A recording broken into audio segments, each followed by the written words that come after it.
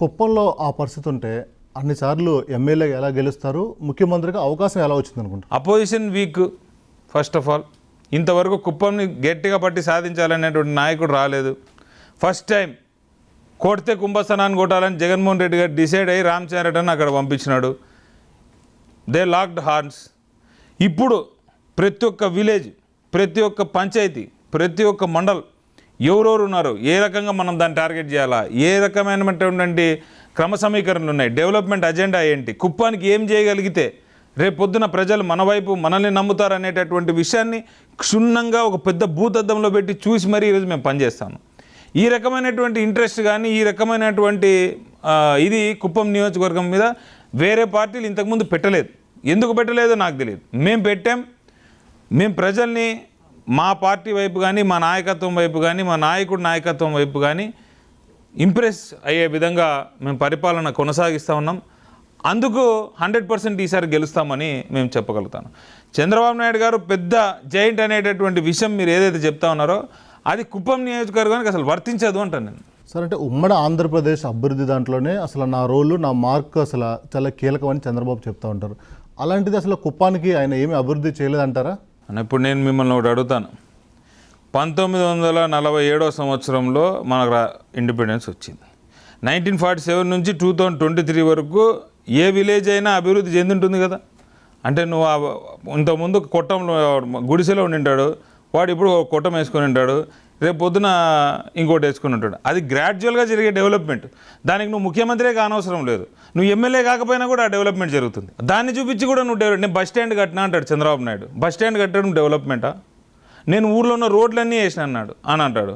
రోడ్లు ఎంజీఎన్ఆర్జీ స్కీమ్ కింద నువ్వు వేసేది ప్రధానమంత్రి గ్రామీణ సడక్ యోజన వచ్చినప్పటి నుంచి రోడ్లు వేస్తూ ఉన్నారు, అవునా కదా? నేను రైల్వే స్టేషన్ పెట్టేసి అంటే నువ్వు ఎన్ని ఎమ్మెల్యే అసెంబ్లీ కాన్స్టిట్యున్సీస్ ఉన్నాయి, వాళ్ళందరికీ రైల్వే స్టేషన్లు ఉన్నాయి. దానికి దీనికి తేడా. 3 సార్లు ముఖ్యమంత్రిగా మీరు కుప్పం నియోజకవర్గానికి ఏం మార్క్ క్రియేట్ చేసి పెట్టినారు? How did you make it in to CM constituency?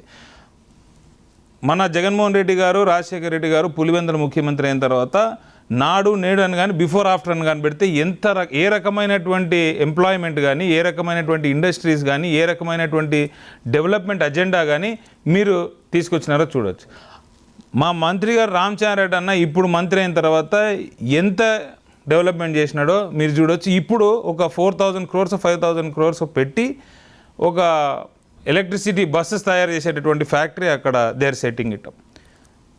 ఆయన కిరణ్ కుమార్ రెడ్డి గారు అంతకుముందు 2014 వరకు ఆయన ముఖ్యమంత్రిగా ఉన్నప్పుడు ఒక కాన్స్టిట్యున్సీ, ఆయన సొంత కాన్స్టిట్యున్సీ పీలేరు, దాన్ని ఏ రకంగా డెవలప్ చేసినారో మీరు చూడవచ్చు. మీరు 3 సార్లు ముఖ్యమంత్రి అయ్యుండి కుప్పం నియోజకవర్గంని సింగపూర్ చేసిన అని మీరు అంటూ ఉన్నారు. ఎక్కడ పోయినా కూడా కుప్పంలో జరిగినటువంటి అభివృద్ధి రాష్ట్రంలో ఎక్కడా జరగలేదు, దేశంలో ఎక్కడా జరగలేదని మీరు అంటారు. ఒక్కసారి కుప్పం వచ్చి మీరు చూడండి. ఇప్పుడు నేను సీఎం గారి దగ్గరికి పోయి 66 కోట్లు కుప్పం మున్సిపాలిటీ డెవలప్మెంట్ కోసం నేను తీసుకొచ్చిన. డ్రైనేజీలు నేను వేపిస్తానని చెప్తాను, రోడ్లు ఇంకా నేను వేపిస్తున్నా. అసలు మున్సిపాలిటీ మేము చేసినాం, మా గవర్నమెంట్ చేసింది. ఆర్డీఓ డివిజన్ ఒకటి మేము తీసుకొచ్చినాం, డిఎస్పీకి డివిజన్ మేము తీసుకొచ్చినాం. ఏంది మీరు తీసుకొచ్చింది? ఎంతసేపు అయినా నేను చేసిన ఒక రోజు వచ్చి నువ్వు చంద్రబాబు నాయుడు గారు అంటారు అసలు మున్సిపాలిటీ ఎందుకు చేసినారు, మున్సిపాలిటీ చేయడం వల్ల లాభం ఏంది? మీ గవర్నమెంట్లో మీరు 19 మున్సిపాలిటీలు కొత్తవి ఇచ్చినారు. అంతకుముందు ఎందుకు చేసినారు మరి అవన్నీ? వాటన్నిటి మున్సిపాలిటీలు కుప్పం మాత్రం ఎందుకు చేయలేకపోయినారు? ఆర్డీఓ డివిజన్ మా కుప్పం నియోజకవర్గంలో 90% ప్రాబ్లమ్స్ ల్యాండ్ ప్రాబ్లమ్స్ ఉన్నాయి, అన్ని డీకేటీ ల్యాండ్స్. మాకు రెవెన్యూ డివిజన్ మదనపల్లి, ఇక్కడ నుంచి మదనపల్లి దగ్గర 200 కిలోమీటర్లు. 200 కిలోమీటర్లు పోయి ఆర్డీఓ ఆఫీసులో నిలబడి వాటి నెత్తినోరు కొట్టుకొని అక్కడ పని జరగకపోతే మళ్ళీ వెనకలు వచ్చి ఇంత ఇబ్బంది పడుతూ ఉంటే ప్రజలు, ఒక ఆర్డీఓ డివిజన్ ఆఫీస్ నీ 3 సార్లు ముఖ్యమంత్రిగా పనిచేసినప్పుడు మీకు ఐడియా రాలేదా? ఒక డివిజన్ ఆఫీస్ అక్కడ పెట్టండి, స్పెషల్ సెల్ ఒకటి పెట్టండి ల్యాండ్ రికార్డ్స్ కోసం, వాళ్ళు అక్కడే క్లియర్ చేసుకుంటారు. ఎందుకు చేయలేకపోతున్నారు? మీకు ఇంట్రెస్ట్ లేదు, మీకు అవసరం లేదు. గెలవాలా అన్న కోరిక నాకుంది. ఏం చేస్తే గెలుస్తారు, ఏం చేస్తే ప్రజలు మన వైపు తిరుగుతారు అనేటటువంటి ఆశ నాకుంది. అందుకు నేను ఏదో ఒక పని ఈడ ఆడ కింద మింద పడుకొని నేను చేసుకుంటానా, చేసి నేను చెప్పుకుంటానా. మీకు ఇన్ని రోజులు అవసరం లేదు కాబట్టి మీరు చెప్పలేదు.